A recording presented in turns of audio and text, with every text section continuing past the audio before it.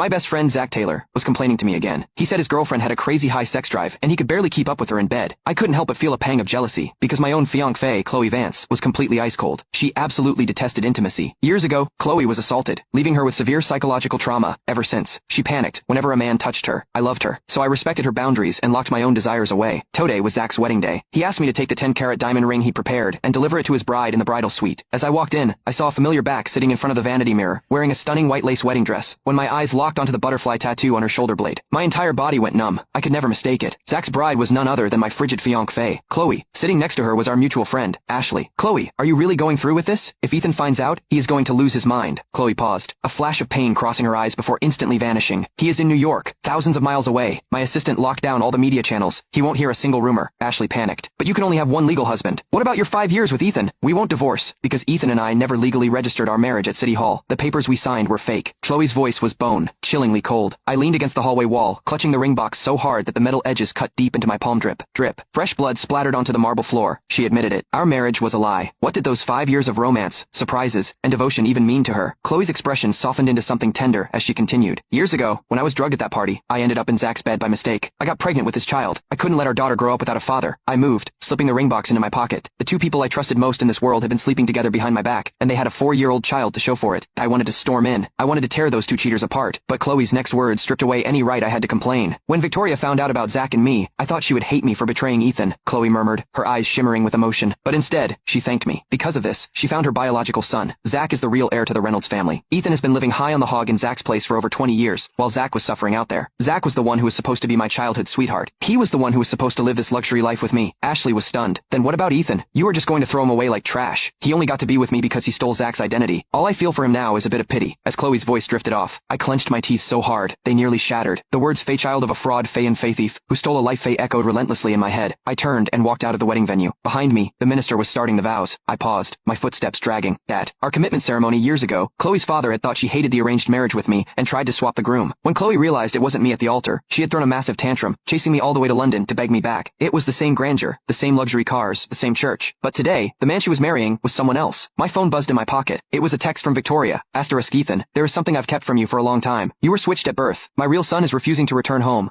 He says he will only come back if you pack your things and go back to your biological parents. Asterisk, my throat tightened as I watched the stage. My finger hovered over the screen. On stage, Zach was sliding the ring onto Chloe's finger. She held Zach's arm, and as she looked out at the crowd, she finally spotted me. Her face paled, and she quickly rushed down the aisle toward me. Ethan, don't get the wrong idea. Zach was being forced by his family to marry a twice divorced, ugly older woman. I only did this to save him. I didn't want you